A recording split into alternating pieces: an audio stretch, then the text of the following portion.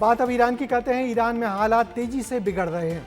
लगातार होने वाले प्रदर्शन और उन पर होने वाली गोलीबारी में हजारों लोगों के मारे जाने के बाद अब भारत ने अपने लोगों से ईरान छोड़ने की अपील कर दी है।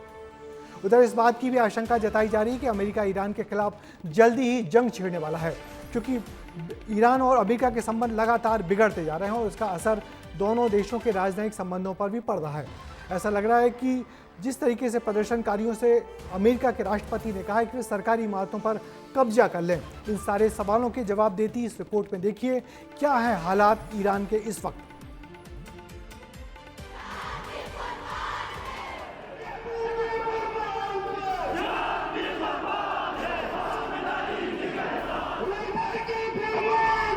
ईरान में रह रहे भारतीय ईरान छोड़ो, अब यहाँ कुछ ठीक नहीं, ऐसा कोई और नहीं बल्कि ईरान के तेहरान स्थित भारतीय दूतावास ने कहा है।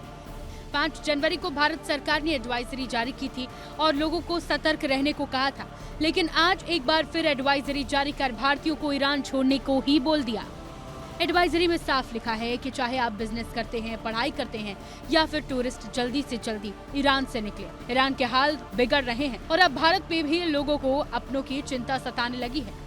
यही अपील है गवर्नमेंट ऑफ इंडिया से, अपने यूटी गवर्नमेंट से, गवर्नर साहब से, सीएम साहब से कि एक तो इमरजेंसी कंट्रोल रूम सेट करें, यहाँ पर पेरेंट्स को अपडेट्स लाइव अपडेट्स दे दे। उन्होंने बोला नहीं, हम नहीं कर सकते। अब हमारी रिक्वेस्ट है उनको यहाँ पे आप लिफ्ट कीजिए। तो नेट बंद है, फोन बंद है, हम यहाँ से कुछ नहीं कर सकते। अब हमारी रिक्वेस्ट यही है मिनिस्टर ऑफ एक्सटर्नल अफेयर्स से कि उनको इवैक्यूएट वहाँ से कीजिए। ईरान में भारतीयों की संख्या के बारे में बात करें तो ईरान में लगभग 12,000 भारतीय रह रहे हैं। इनमें सबसे बड़ा जत्था स्टूडेंट का है। इसके अलावा धार्मिक तीर्थयात्री, प्रोजेक्ट वर्कर्स और व्यापारी भी व्यापार करने ईरान में रह रहे हैं। ईरान की जो अस्थिरता है वो भारत को भी प्रभावित कर रही है, क्योंकि भारत के 10 से 12,000 भारतीय मूल के लोग ईरान में हैं, जिसमें बड़ी संख्या छात्रों की है। ईरान के एयर स्पेस बंद होने के कारण उड़ानें काफ़ी प्रभावित हुई हैं और उस उड़ानों को प्रभावित होने से वहां भारतीय मूल के लोग फंसे हुए हैं। भारतीय दूतावास की एडवाइजरी जारी होने के बाद भारत की राजनीतिक गलियारों में भी चिंता का माहौल है। नेताओं ने भारतीयों को वापस लाने की सरकार से मांग की है। भारत के मुसलमानों की हमदर्दी इस बात में है कि अमन और शांति कायम रहे और अमेरिका की दादागिरी को खत्म होना चाहिए। देखिए, ईरान के हालात पर भारत सरकार पूरी तरह नजर रखे हुए है। एडवाइजरी जारी की गई है। जितना जल्दी हो सके भारत सरकार हमारे इंडियन स्टूडेंट्स को वहां से इवैक्यूएट करे और वापस देश को लेकर आए। हर तरफ चिंता का माहौल हो भी क्यों ना, रिपोर्ट है कि ईरान में अब तक 12,000 से ज्यादा लोगों की हत्या की जा चुकी है। हालांकि ये आंकड़ा ह्यूमन राइट्स की रिपोर्ट से मेल नहीं खाता।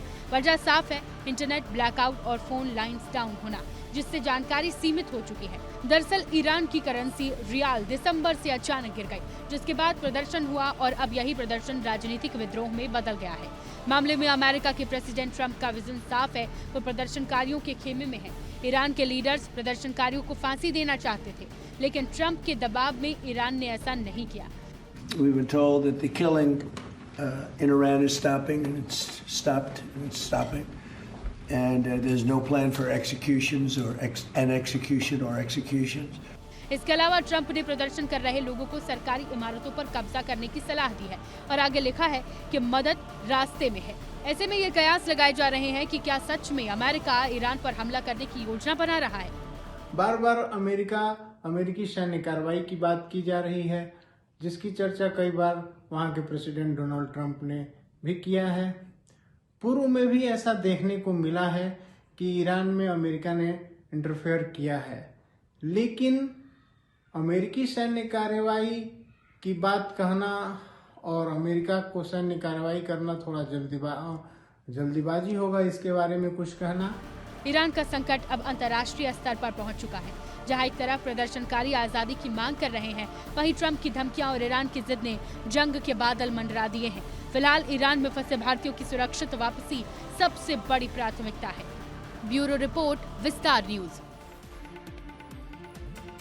दरअसल ईरान में सरकार के खिलाफ विरोध प्रदर्शन दिसंबर से शुरू हुए थे। पहले लोग देश की बिगड़ी अर्थव्यवस्था और महंगाई के खिलाफ सड़कों पर उतरे, लेकिन जल्द ही ये आंदोलन देश की धार्मिक सत्ता व्यवस्था के सुप्रीम लीडर आयतुल्लाह अली खोमनेई हो गए। रही सही कसर अमेरिकी राष्ट्रपति डोनाल्ड ट्रंप ने पूरी कर दी। ट्रंप ने ईरान की जनता को भरोसा दिलाया कि प्रदर्शन करना जारी रखो क्योंकि मदद रास्ते में है।